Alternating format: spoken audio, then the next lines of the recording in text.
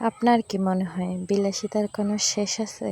সিঙ্গাপুরের একজন মিলেনিয়র তার বইতে একবার লিখেছে তিনি যে আমাকে প্রায় বিদেশে যেতে হয়, আমি সব সময় ইকোনমিক ক্লাসে যাই। একবার এক লোক জিজ্ঞেস করলো, আপনার কাছে এত টাকা পয়সা, আপনি ইকোনমিক ক্লাসে কেন যান?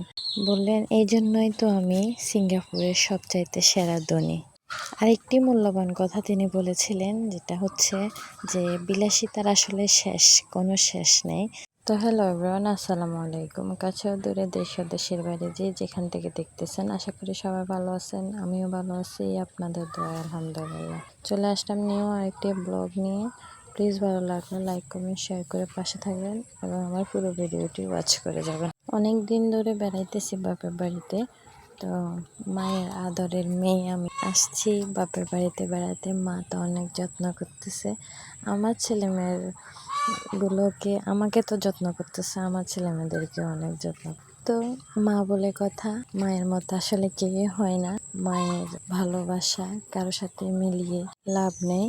তো আজকে সারাদিন অনেক আনন্দে কাটলো। সকালটা একদম বৃষ্টিময়, অনেক সকালে একদম অনেক বৃষ্টি হয়েছে এখানে। ভালোই লাগতেছিল বৃষ্টির দিনের পরিবেশটা। যখন শ্বশুরবাড়িতে থাকে তখন বেশি বৃষ্টি হলে বিরক্ত লাগে, কারণ কাজকর্ম সব কিছুতে ব্যাঘাত ঘটে, কাপড় শুকাইতে অসুবিধা হয়। এখানে কোনো প্যারা নিচ্ছি না, যেহেতু কাজকর্ম তেমন আমার ঝামেলা নেই।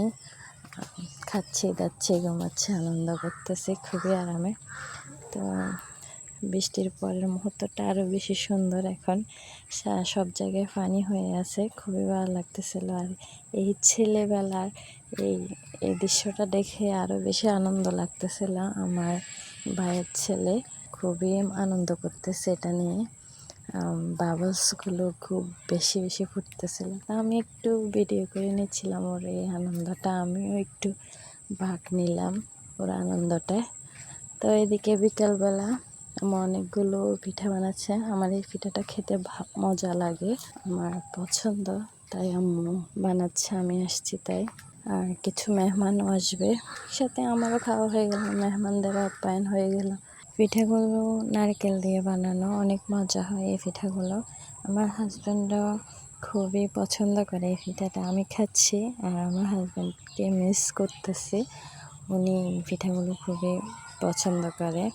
বিলাসিতার আসলে শেষ নেই, সত্যি কথা, যে আমরা কত আনন্দ ফুর্তি করে কত কিছু খাচ্ছি, কত কিছু বানাচ্ছি, পড়তেছি, কত কিছু নিচ্ছি। আজকে এটা খেলে কালকে আরেকটা খেতে ইচ্ছে করে, আজকে একটু খেলে আরও একটু খেতে ইচ্ছে করে। একটা জামা নিলে আরেকটা জামা নেওয়ার ইচ্ছা, একটা ব্যাগ নিলে আরেকটা ব্যাগ নেওয়ার ইচ্ছা জন্মে। আসলে বিলাসিতার কখনো শেষ হয় না। আপনি যত চাইবেন, মানে যত থাকে আরও বেশি লাগে।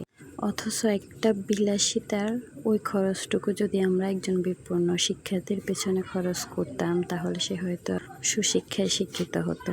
একজন রোগীর পিছনে খরচ করতাম, তাহলে ওই রোগীটা হয়তো তার ছেলে সন্তানদেরকে নিয়ে আর একটু গুছিয়ে যাওয়ার সময় পেত। আসলে বিলাসিতার কোনো ফিনিশিং পয়েন্ট নেই। তো কেমন লাগলো জানাবেন। আজকে পর্যন্ত আল্লাহ।